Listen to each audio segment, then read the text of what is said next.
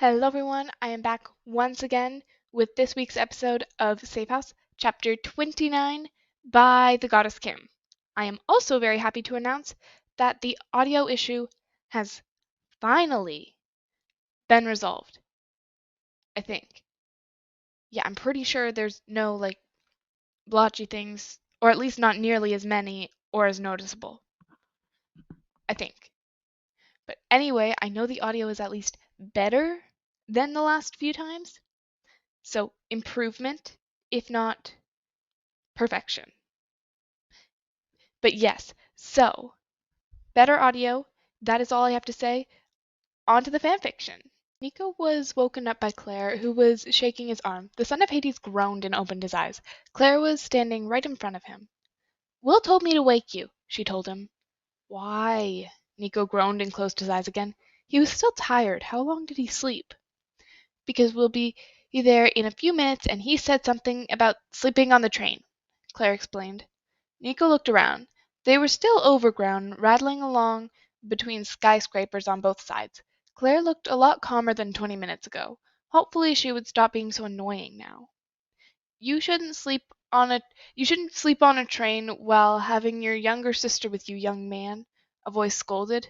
Both Nico and Claire looked at the older woman sitting in the same spot as earlier. What? Nico asked, completely confused. He's not my brother, Claire said. You left her unsupervised, which is really irresponsible. She was running up and down the train for the past 10 minutes, the woman scolded. That explained why Claire wasn't so hyper anymore. And what do you mean he's not your brother? Why are you traveling with him then? The woman continued. Because Mummy said so, Claire told the woman. She smiled at Nico and climbed on the seat next to him. The woman looked scandalized. She probably thought Nico was kidnapping her or something. In that moment, Will turned up next to them, preventing the woman from speaking more. You're awake! Will exclaimed in fake surprise. Claire must have launched a space shuttle next to your ear. Shut up, Nico grumbled and kicked Will against the leg. He wasn't that hard to wake up. His name wasn't Percy Jackson, after all. Will just laughed, and Claire started giggling too. Anyways, Gina said the next stop is ours, so get up and to the door, Will said. Indeed, the train was slowing down, and people started getting up. Gina was already standing by the door, cap pulled in her face and sunglasses covering her eyes. She seemed anxious to get out in the she seemed anxious to get out in one of the most populated parts of Chicago. Claire got up and grabbed her bag before joining Gina at the door. Will held one hand to Nico, which the son of Hades gladly accepted. Will pulled him up and then towards the door, which just opened in that moment. Where to now? Will asked Gina as they climbed down the stairs to ground level. Just over the river. Should be 5 minutes away if we hurry, Gina responded. Will nodded. He was still holding Nico's hand, which normally made him uncomfortable when done in public, but at the moment he didn't mind.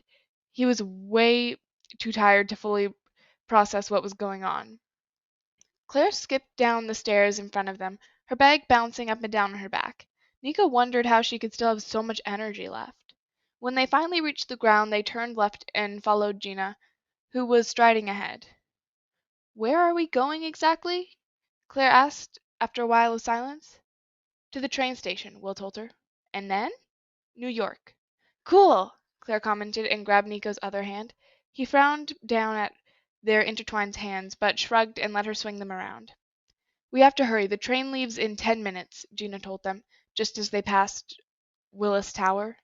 Claire picked up her speed and was practically dragging the two boys down the street. Claire, slow down a little, Nico said.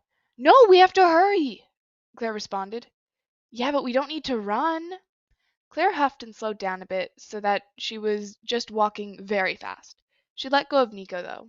Will started laughing silently. Nico frowned at him, wondering what he found so funny. Before he could ask, someone bumped into him. Nico staggered backwards a bit, letting go of Will's hand in the progress. He turned to snap at someone who apparently didn't have any eyes, but froze when he saw who it was. Not him again. The others had stopped too and were now watching them. Claire and Will looked confused while Gina looked disgusted. Well, hello, the boy said, blue eyes fixed, unblinking, on Nico's face. He lifted one hand and reached for Nico's face. The son of Hades took a step back and slapped the hand away from his face. "What's your damn problem?" he asked. "Stop playing hard to get. You know you want it," Creepy said, and winked in what should be a suggestive manner. Nico scowled, and apparently that creeper still hadn't got the memo that Nico wasn't interested. "I really want to punch your face," he replied and crossed his arms. "You two know each other?" Will asked, and looked from Nico to Creepy and back. "Sadly," Nico growled out. "That's Cole Lampman. You know, the guy we talked about on Thursday?" Gina told Will. Will's frown was replaced with a scowl as he turned back towards Creepy. He looked ready to murder the guy. "Yes, and you are?" Creepy said, and looked Will up and down in dislike. Will snarled and lunged at the boy. His fist slammed into Creepy's already bruised face, breaking his nose and sending him flying to the ground. "Will!" Gina gasped in horror while Claire clapped her hands over her mouth in shock. Cole was staring up at them in a mixture of shock and hatred. Nico blinked at his boyfriend in surprise. He did not see that coming. Will was inspecting his hand, a frown on his face. "You're crazy!" Cole exclaimed and staggered to his feet. Will glared at him and raised his hand as if he wanted to punch the boy again. Cole gulped and turned on the spot, running away. Will growled out something like, "I'll be back in a second," and ran after him. "What's he doing?" Gina asked. She looked furious. "The train will leave shortly." Claire was staring wide-eyed at the spot where Cole was just lying. 2 red drops had stained the pavement. People were standing around them, some looking excited and others scandalized. They needed to get away from there or they would draw even more unwanted attention. Nico turned to Gina. "Take Claire and get her to the train. Pick up the tickets and go. I'll get Will," he told her. Not waiting for an answer, he followed the other 2 boys. Gina yelled something after him that sounded like a cuss word, but Nico was too far away to make out the exact wording. Not that it was important. Nico was focused on finding his boyfriend.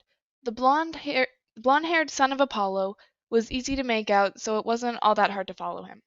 They were passing Willis Tower again and running back the way they came. Nico didn't know if Will was still following Creepy or if he was just running around and searching for the way back. Suddenly, Will turned into a small alley between 2 high buildings. Nico skidded to a halt in front of it. A sound like something hitting a wall was heard. Cautiously, Nico walked into the alley and turned a corner. What he found was a bit unusual. Will, breathing heavily, was standing over the limp form of Creepy.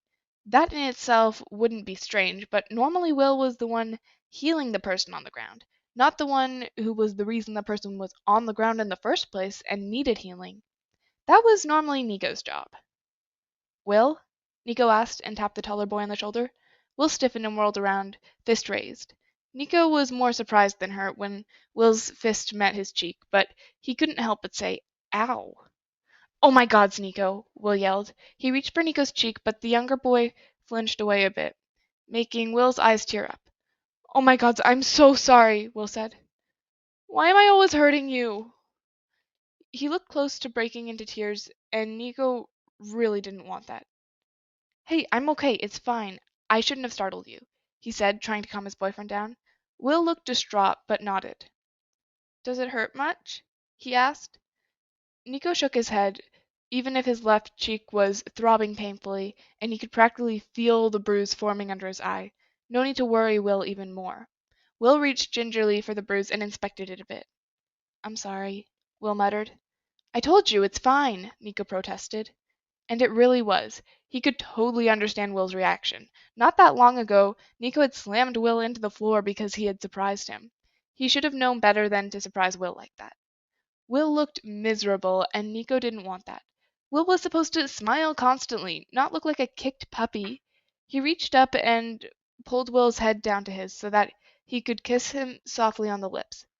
"Seriously, Will, it's okay. I had worse." "I know, but then it wasn't me who hurt you. I'm your boyfriend. I'm supposed to protect you, not hurt you." "I don't need protection." "I know, but I just have the urge to, I don't know." Make sure you're all right and away from harm. You're one of the most important people in my life, and I want you to be happy. I feel like it's my job to make sure you get the happiness you deserve, but then I go and hurt you again and again, Will said. He dropped to the floor and sniffed. I'm a horrible boyfriend.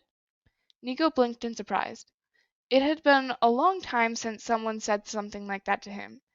It made him feel warm and fuzzy inside, because someone finally cared about that was some because someone finally cared, and that was something Nico had never imagined would happen again.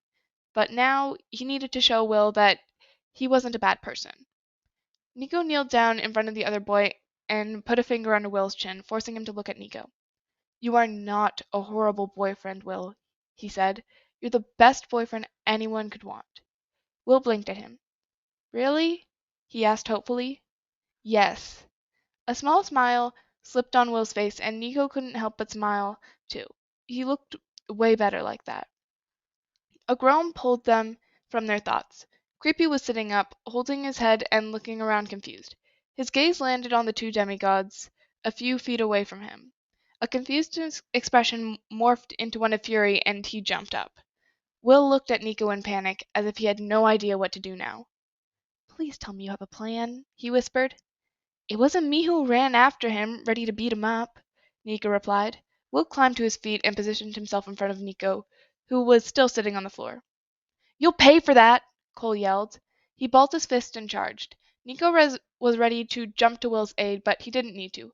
Will grabbed Cole's outstretched arms, twisted it around, and slammed him headfirst on the ground. Will held him down with a knee on the back and looked over at Nico, who was staring at him with an open mouth. Didn't expect that, huh? Will asked cheekily. Nico shut his mouth and scoffed. Don't be too full of yourself. He's escaping. Will looked down, and indeed Cole was wriggling free. Stop it! Will muttered and pushed Cole back on the floor. What the hell's your problem, man? Who even are you? Cole yelled. He tried to free himself again, but Will was fast enough to stop him. You want to know what my problem is? You are. Will growled at him. What did I do? Cole asked. Then he looked at Nico. Tell this weirdo to get off me.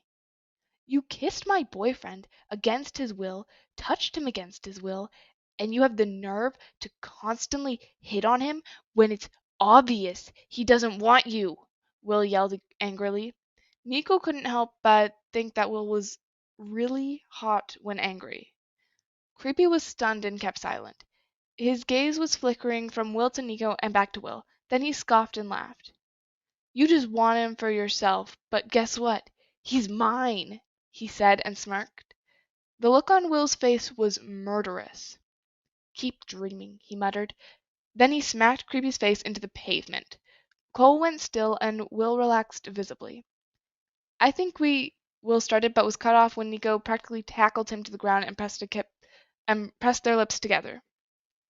What do we do now? Will asked. He was sitting with his back against the wall of the alley, trying to smooth out his hair. The train's gone, and we're stuck in the middle of Chicago. I don't know, Nico admitted. He stood up and held his hand out to help Will up too. Took the offered hand, but still tried to smooth out the mess that was his hair. You look fine, Will, Nico told him, trying to get him to stop. No, I don't. Everyone will see. No, I don't, Will replied. Everyone will see that I was just making out with my boyfriend. Nico rolled his eyes. Since when was he bothered by that? He started to walk towards the street. Will was trailing behind a bit. Nico was thinking about their current situation. Gina and Claire were hopefully on the train to New York. They would arrive there tomorrow and then be picked up by a van from camp.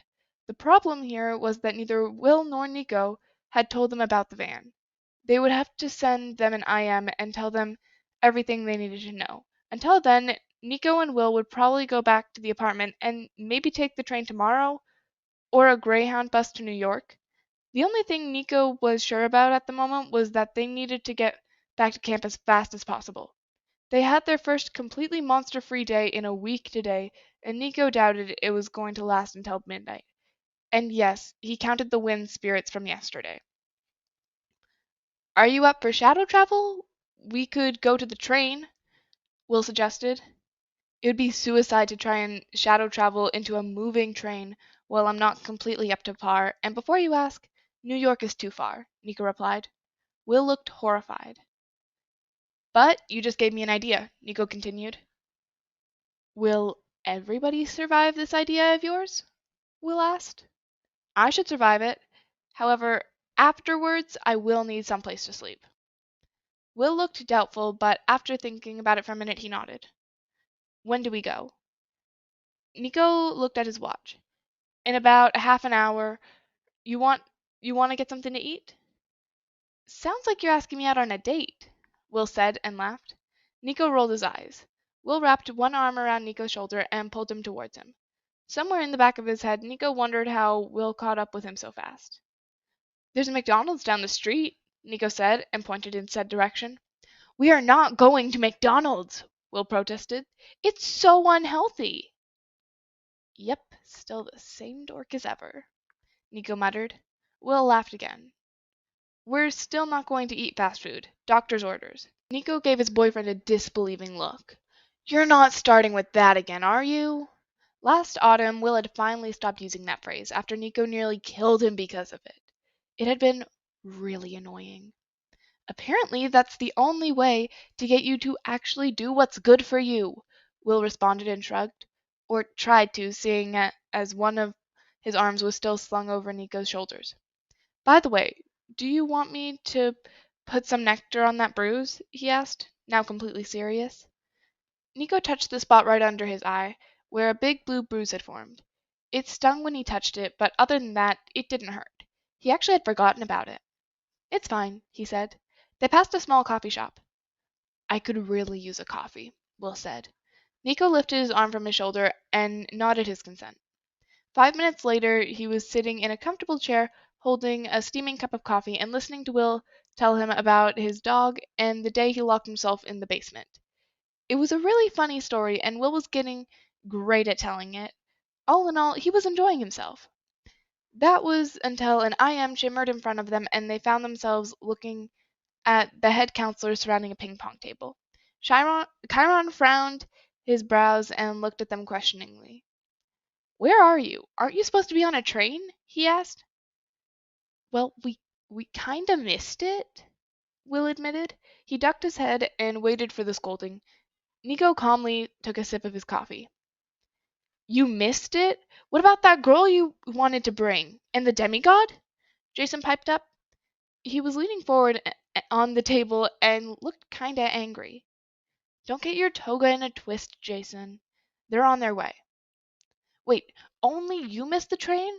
Were you too busy to remember the time? Percy asked. He wiggled his eyebrows and Nico wanted to throw something at him. Some of the others laughed and Annabeth leaned over and smacked him on the back of the head. Don't be an idiot, Percy, she scolded. Will wanted to beat someone up, Nico told Jason, trying to ignore Percy. Will gave him a look that clearly said, Traitor! A shocked silence hung over the rec room on the other side of the IM. Will wanted to beat someone up? Katie Gardner asked. Oh my gods, that reminded me. We left him lying in the alley, Will exclaimed, looking horrified. He looked ready to run out of that coffee shop and personally drag that idiot to the hospital. Who cares? Nico muttered. Chiron proceeded to ask them about their plans now and told them to meet up with Clarice and Chris in New York. Nico ignored them mostly, leaving Will to handle the campers. He was content with just drinking his coffee and letting the caffeine wake him up a bit. He glanced at the time on his watch and nearly dropped his cup. The time was already up. Will, we have to go, he told his boyfriend, interrupting him in the middle of a sentence. He swiped his hand through the IM and pulled his boyfriend out of his seat. Come on, Will, he said and pushed him out the door. What's up with you? Will asked, confused. And do you have to be so rude? I was in the middle of a conversation. You can continue this conversation on the train. Now hurry up. They entered another alley and stepped into the shadows, the setting sun cast on the floor. Where are we going? Will asked. You'll see. With these words, they were engulfed by the shadows and stepped out in a small corridor. I thought we couldn't shadow travel on a train, Will asked. Not on a moving one. This one is currently stopped in one of the stations. Nico explained, and grinned at the perplexed look he got from Will. Let's find the girls.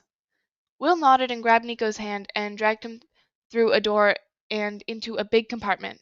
They found Gina and Claire in a compartment 3 wagons down. They had to leave the train and get into another wagon to find them. Thankfully, the train was parked in a station for a while. Will, Nico, where were you? Was the furious greeting they got. Hey, Gina, Will said and sat down in the seat across from her. Seeing as he was still holding Nico's hand, he dragged him down with him. Holy Hades, what happened to you? Gina asked, concerned, and looked forward to inspect the bruise on Nico's face. Did you run into a wall? Claire asked. She was now sporting bright green hair. Looking at her, it finally clicked. Only Aphrodite and her children were able to change their looks. Take Piper, for example. But Claire's godly parent was male. But Nico knew that Aphrodite also had godly children, one of them being male.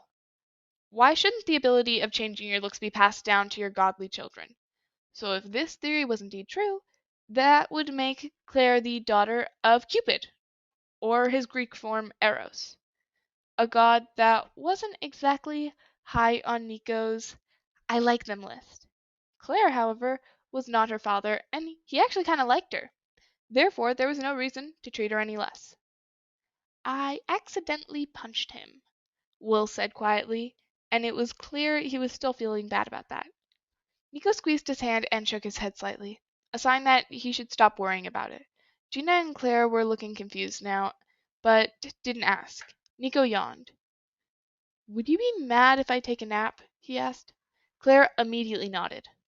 Why? Nico groaned. Who'll play with me now? Claire asked. How about you ask Will? He suggested. Will shook his head furiously, but Claire didn't see that. She was pouting now. But I want to play with you. Why? 'Cause I like you. Nico was surprised at this. She liked him? Why would she do that? We can play tomorrow, okay? He promised. She was still frowning, but nodded. Nico closed his eyes, leaned his head against Will's shoulder, and finally relaxed. The train jerked into motion, and they were finally on their way to camp, on their way back home. So that was Safe House, chapter 29 by the Goddess Kim. Don't forget to like so I know you enjoyed. Comment, because it's always fun reading them. And I do read them, and I enjoy reading them. And you guys are all awesome. Share to all of your Percy Jackson and Solangela obsessed friends. And subscribe so that you don't miss the final chapter coming next week, the last one, and then all the fanfictions I do after that. And also subscribe because if you liked this video and this series and all that stuff, you will most likely like all my other stuff because it's pretty much all my long form videos are this, and all of my shorts are Percy Jackson related, except for the stuff that isn't. Except for the stuff that is She-Ra and Keeper of the Lost Cities and Wings of Fire and other stuff maybe at some point. I'm not sure. But yeah, right now in this moment, most of my stuff is Percy Jackson related. So if you like this, you'll probably like all my other stuff, so you should subscribe. Yeah, so like, share, comment, subscribe. I think that's it. Have a great day. Bye.